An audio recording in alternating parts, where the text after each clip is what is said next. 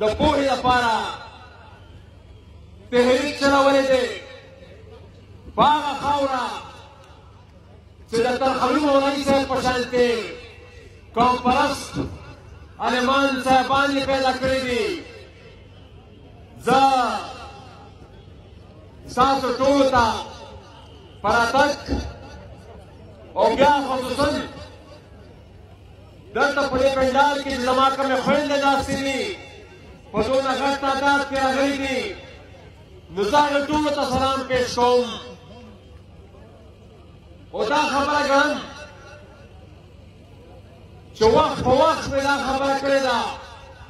چې تر څو پورې زمونږ د خپلې خویندې زمونږ د میندې په دومره تعداد کې نه وي راوتي چې په څومره تعداد کې زمونږ وروڼه دلته ناست دي، یو قومي تحریک هم خپل نوران په نشي رسېدلی، نو بیا هم چې په څومره غټ تعداد کې دلته راغلي دي، زه ورته هرکلی وایم ملګرو تاسو ته پته ده چې د پښتون ژغورنې غورځنګ قائد منظور پښتون ګرفتار کړی شوی و او هغې نه پس موږ د احتجاج یو سلسله اعلان کړې وه، خو آفرین دی ستاسو په ټولو ملګرو باندې، آفرین دی د تحریک په ټولو ملګرو باندې چې د احتجاج هغه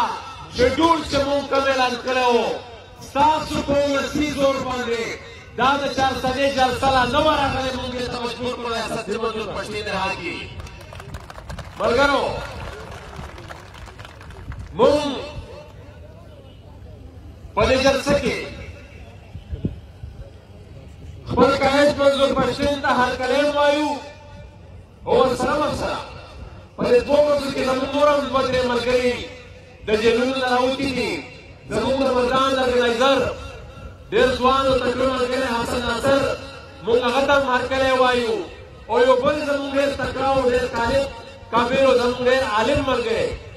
ډاکټر شاه خالد کچرې دلته ناست دي، هغه هم پرون د جیل نه راوتي دی، موږ هغه ته هم هرکلی وایو. ملګرو شیراز مومند او نور چې کوم ملګري دلته د جیلونو نه راوتي دي او ډېر ملګرو اوس هم په جیلونو کې دي، دلته وخت په وخت هغې ذکر وشو. دلته ملګرو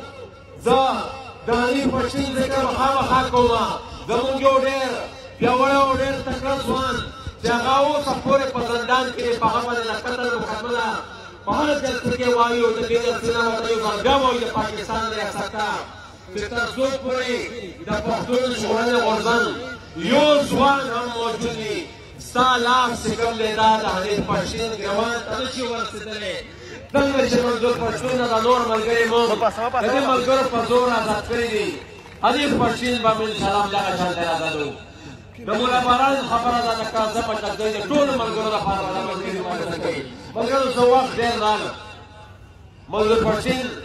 ډېر وخت پس تاسو سره محبت کېږي، زه ډېر وخت نه علم خو یو څو خبرې کول غواړم چې دلته ریاست په یو ډېره منظمه طریقې سره کوم هم چې تعلیمي ادارې دي د پاکستان په هغې کې چې څومره هم پښتانه زده کوونکي دي، پښتانه سټوډنټس دي، د اکثریتو ملګرتیا د پښتون ژغورنې غورځنګ سره ده، د دې بیدارۍ د لاسه د دې سیاسي پوهې د لاسه ملګرو ریاست دومره وارخطا دی چې هغه په مختلفو طریقو سره سازشونه کوي، کله په ګوبل یونیورسټۍ کې زموږ په ملګرو باندې کیسونه جوړوي او تشدد کوي، کله په پنجاب یونیورسټۍ کې زموږ په ملګرو باندې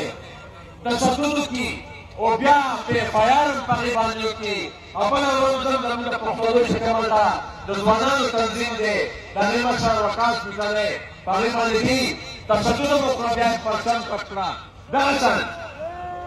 په ملتان کې هم دغه په بهاءالدین ذوالفقار یونیورسټۍ کې هم دغه عمل روان دی. په ملګرو سره چې زمانه مخکې پروفیسر شاهین صاحب وویل چې دا ټکرونه اوس په زور وتړه، دا منصوبې دې اوس په دې خاوره نه کامیابېږي، دومره بیداري دې غورځنګ راوستې ده چې دا غورځنګ به دا کام خپل مرام ته رسوي. ملګرو زه په یو ټکي خبره خامخا کول غواړم منظور هم پاره باندې رڼا شي چې دلته نن سبا تاسو خبر یې چې پرون یو معاهده شوې ده پرون د طالبانو او د امریکې په منځ کې یو معاهده شوې ده ملګرو دا زموږ د افغانانو دپاره او زموږ تاسو د خاورې دپاره د دې شي ډېر زیات اهمیت دی ځکه چې زموږ تاسو ژوند ځواک زموږ د تاسو خاوره زموږ تاسو د خاورې امنیت زموږ تاسو د راتلونکي نسل روښانه مستقبل دا ټول هم د دې خاورې سره تړلي دي ملګرو دا معاهده چې کومه کېږي زموږ په نظر کې د دې ډېر اهمیت دی خو هغه اصلي عمل به د دې نه پس شروع کېږي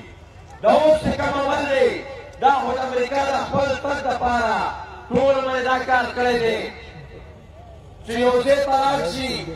شر و فساد جوړ کړي خپله وسله پکې خرڅه کړي بیا ته د ډېر په مهارت وځي نن یې بیا دغه کار شروع کړی دی چې په دې خاوره باندې جنګ شروع کړو په دې خاوره یې مرګ جوړه شروع کړه اوس لګیا دي وځي ملګرو موږ ورته دا خبره کوو ټولو افغانانو ورونو ته دا خبره کوو چې اصلي پړاو اصلي لړۍ به د دې پس شروع کېږي چې کله افغانان به په خپلو کې یو بل سره کښېني په خپلو کې یو بل سره جرګه کېږي په خپلو کې به یو بل سره ملګري کېږي اصلي اهمیت به د دې هله زموږ مخې ته راځي زه یو سوال کول غواړم خپل ټولو افغانانو ورونو ته چې څومره هم ډلې دي که د افغانستان متحد حکومت دی که نور څومره هم ډلې په دې راتلونکي مذاکراتو کې باندې حصه اخلي یو سوال ورته کوم چې خدای ته وګورئ رسول ته وګورئ د خپلې خاورې خیال وکړئ د خپلې خاورې خیال وساتئ هر قسمه فیصله چې کوئ په آزاد سوچ و فکر او په آزاد ذهن سره یو کوئ په کم قوت پسې چې د کومې ایجنسۍ حمله کوي د خدای ته وګوره کوي د ځان نه کټ کوي په آزاد سوچ او په آزاد فکر باندې کېږي یو بل سره مونږ به دا غواړو چې هر قوت په راتلونکي وخت کې هلته دیني هر هغه قوت باید چې د تشدد نه ډډه وکړي مونږ به هېڅ چېرې د هغې قوت ملګرتیا نه کوو چې دا په لاس کې ټوپکي باید ټول افغانان راتلونکي 500 کاله پورې دا نه اوس وکړي چې مونږ به په خپلو کې کېدو جرګه بم کوو مرکه بم کوو خو ټوپک به دننه پس ټوپک په لاس کې نه اخلو که څوک یې په زور عمل کوي مونږ دننه پس ټوپک په خپل لاس کې نه اخلو ملګرو زه په اخره کې دلته د دې چارسدې په وسایلو باندې ډېر زیاتې خبرې وشوې او زه د افغانستان چې کومه خبره روانې دي په دې کې یو خبردان کول غواړم چې دا څومره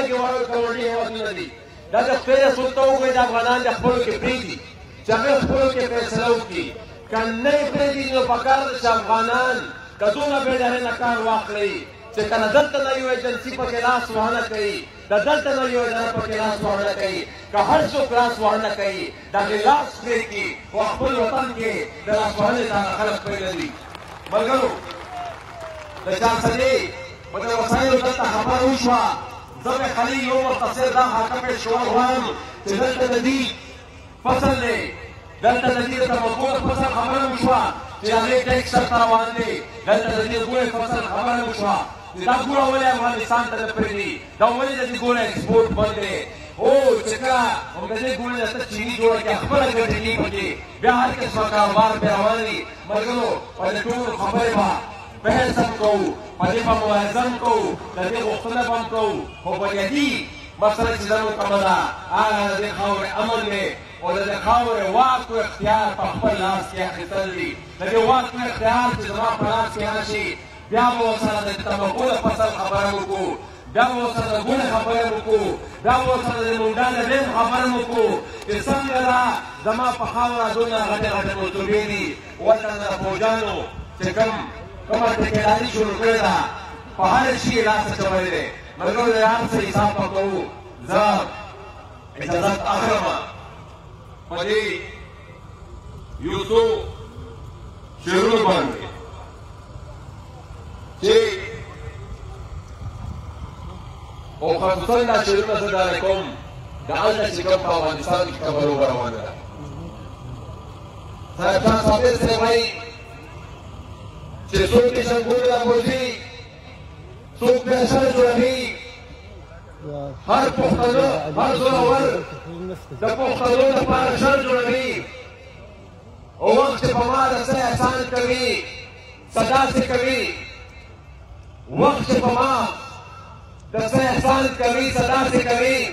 ما له سرمنو باسي ما له ترې څادر جوړوي او داسې څوک نشته چې په دې وړاندې کې لاس نه لري داسې څوک نشته چې په دې وړاندې کې لاس نه لري